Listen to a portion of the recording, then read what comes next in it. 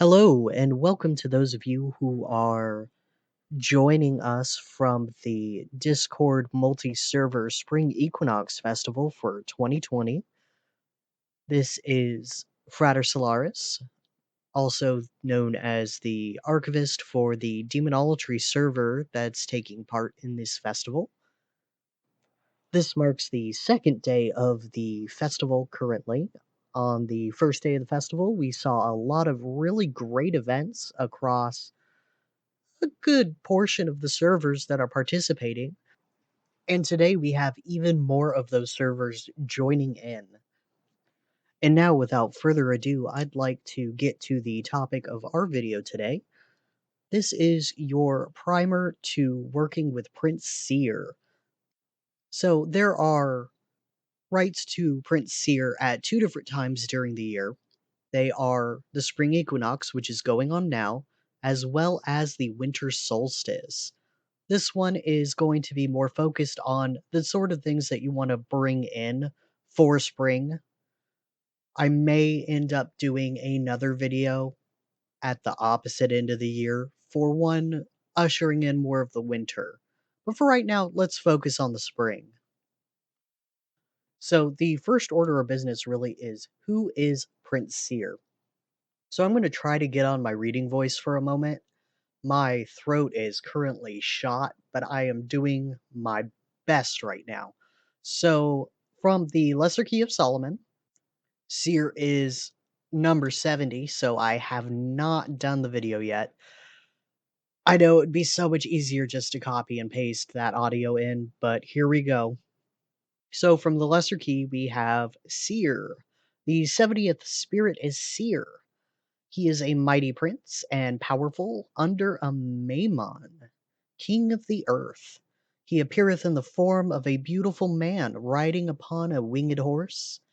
His office is to go and come, and to bring abundance of all things to pass on a sudden.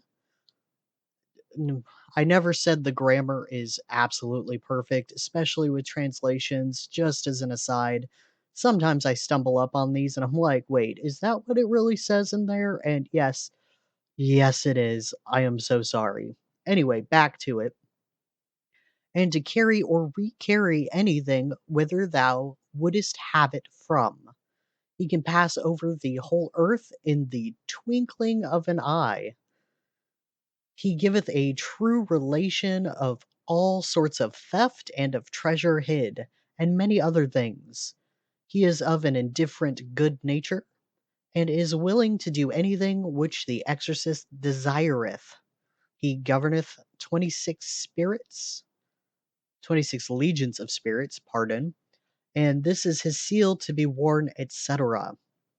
So I'm sure at some point in the background here I will have the normal seal of Seer, possibly both seals of Seer, rotating so it's not the same image over and over again on your screen. But, so, let's break down this entry real quick. So we have a general description, a lot of the descriptions that are seen in the Lesser Key, in the Dictionnaire Infernal, in all of these old grimoires are an allegory, so I'm gonna kind of glaze over that. It says his office is to come and go. So we have another traveler of the demons. I think of Bathan usually when I'm thinking of someone who's traveling, going places, carrying you places. Seer is another one. So we're going to keep that in mind. Bringing abundance. So this is one of the big spring things that I'm definitely going to be focusing on is bringing abundance, bringing in the good, manifesting what you are looking for. Further down the line here, we also have that he can tell you if someone's stolen something, what has been stolen, and also help you find treasure. To note here really is the fact that he is of an indifferent good nature.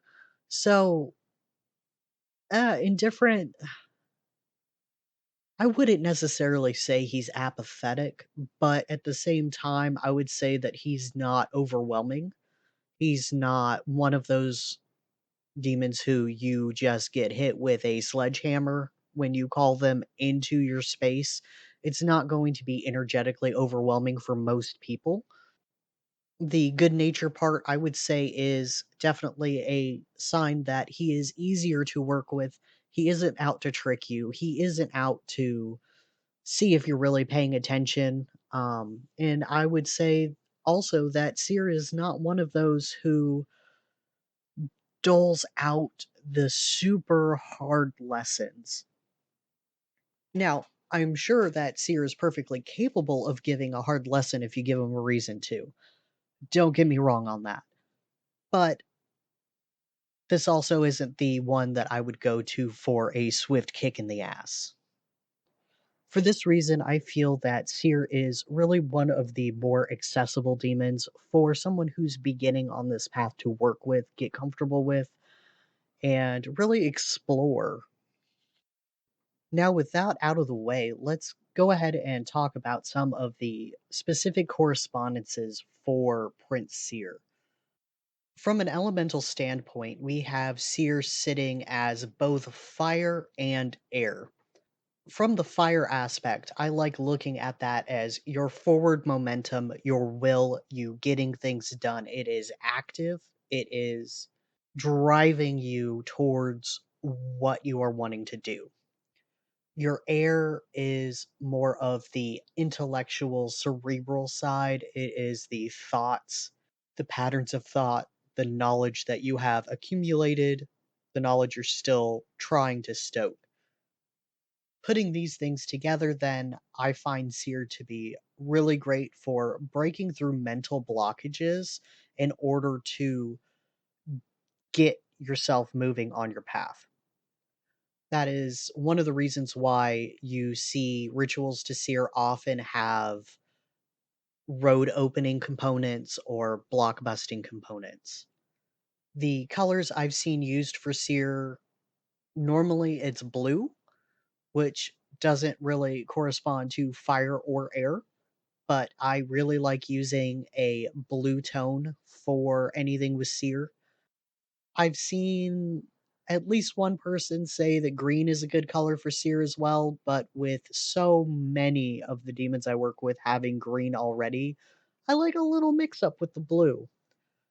Incense wise, your primary incense for Seer is going to be cedar. Now, I know you can't find cedar incense everywhere. For this reason, it is something where you can substitute a airy incense that you like using or a fiery incense that you like using in books like Thorpe's Complete Book of Demonolatry and S. Connolly's Work Cutting for Demonolatry. You have different recipes for making incense to seer. Thorpe recommends you use an air base with juniper, elderflower, caraway, and rosemary. I really, really enjoy rosemary incense for any kind of road opening or cleansing, but also bringing in good. So if you could find rosemary incense, definitely go for that one. In work hunting, there is cedar, white sage, and lemongrass. So personally, I don't do well with things like cedar or pine, definitely not with juniper. So if you are going to be using these incense and you have any kind of sensitivity to those things, I recommend that you try an incense in a non-closed space before you try using them at a inside altar. Definitely don't want any of you guys having some sort of allergic reaction. I am okay with using the HEM cedar incense. I use it sparingly. I prefer a lot of other things than cedar. But at the same time, sometimes I will crack out the cedar for a traditional welcoming and introduction for wanting to work with a demon who has cedar as their main incense, just to make that kind of formal connection before trying to see what I can substitute. The planetary correspondence for Seer is going to be Jupiter.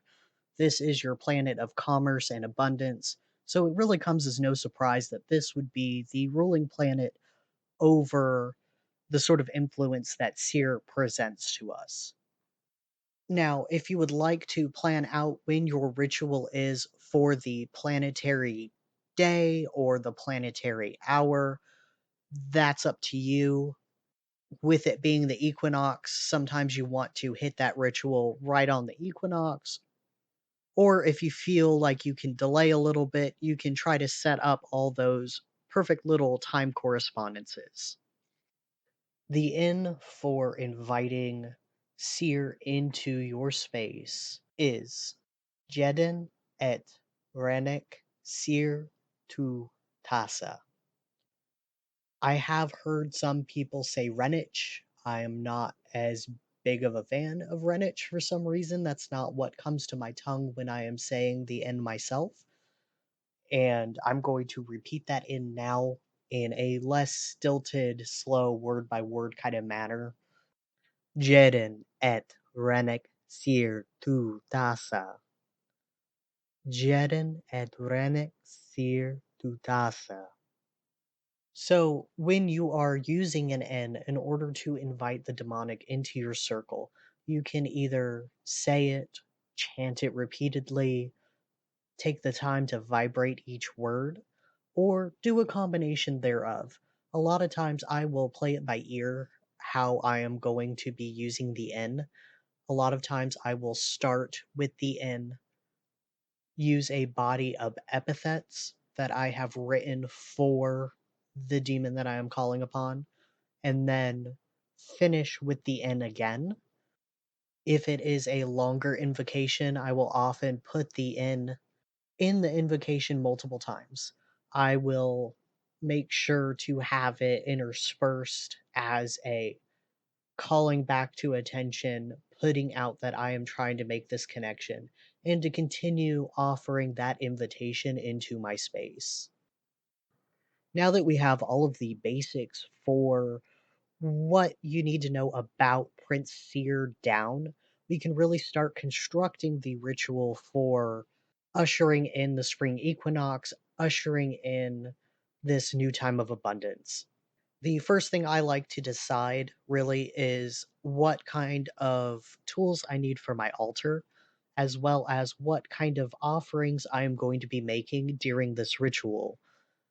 Obviously, since we already established that blue is the color, I would take blue candles, at least one blue candle, two if possible, and carve the seal of Prince Seer on them. I would also then have my incense. I would choose rosemary instead of cedar, but cedar incense is the go to. Also, if you're going to be using the sigil, I suggest drawing it by hand. A lot of people will go ahead and print a sigil. That's fine. I would say that's fine, but at the same time, I really don't like printed sigils. I understand that not everyone is an artist. However, I feel the concentration and intent that you put into attempting to draw the sigil adds more to it than printer ink does. That is your decision, though. So you've got your sigil, you've got your candles, your incense, offerings. If you are going to be offering some sort of stone or statue or anything like that, definitely have it ready and in your altar space before you start, because you don't want to have to get up halfway through your ritual to be like, oh crap, I forgot your gift. Let me go grab it. I've been there, I've done that. It feels incredibly awkward.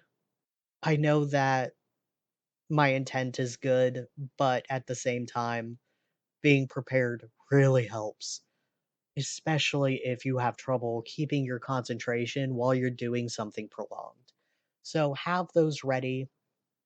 I am a huge fan of using moonstone, garnet, citrine, those types of stones for Seer and then pairing them with something else that is, something that you like for yourself, that you find pleasing for yourself as a, hey, I like this and I'm giving it to you as something that I enjoy.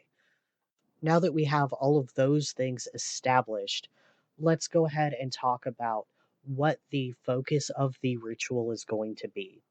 I am not going to go into casting a circle in this video, otherwise it would be so much longer and so much more to parse through, and it's already incredibly long with nothing going on in the background but my droning voice, so I'm going to cut to the chase here. The spring equinox is about moving from the quiet, still, placid, often stagnant place that is winter, that is the season of death, and moving into spring, which is the return of life, which is the place where seeds quicken and begin to sprout into something with careful tending. So, when you are doing your Rite to Seer, it is the transformation from stagnation to rebirth and a reaffirmation of your personal will. So, this is a ritual that you are going to use to spark motivation to continue forward with your year and to really get you being productive in your craft. It is in this ritual that we ask Prince Seere to come into our life to help us achieve these things with his guidance and to really move forward in this quadrant with his guiding hand. Now, I understand that a lot of people do their invocations of the demonic without the component of worship. Demonolatry being the worship of demons, I have to take a moment to address this. This is not just a worship of Prince Seer as the divine in this setting, it is also a reaffirmation of the fact that we are divine as well, in that life is sacred, including our own, and that our will is worth the time to put this sort of work into. We are reaffirming that we are worth going forward, breaking away the frost of the winter in order to rise again with the spring. So, yes, we are praising Seer. We are holding him up as a force of change and inviting him to help us make that change.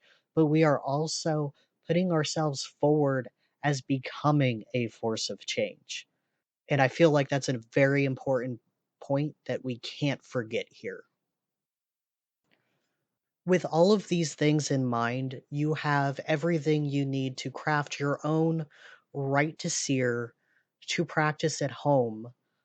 It would be great if we could all go to local temples, meet with our families, do these rituals in person, but currently that's not exactly possible. And there are a lot of people who are solo practitioners who are getting into this path who don't have those families to do the rites with.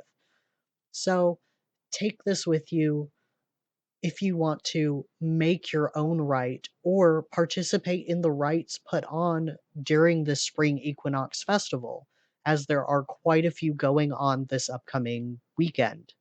For now, that's all from us. Thank you for joining me. Thank you for getting through this super long video. Please do not take a shot every time I say so. I tried cutting out as many as I could, but that's a very regular part of my vocabulary, apparently. Thank you again for joining us. Have a good spring equinox.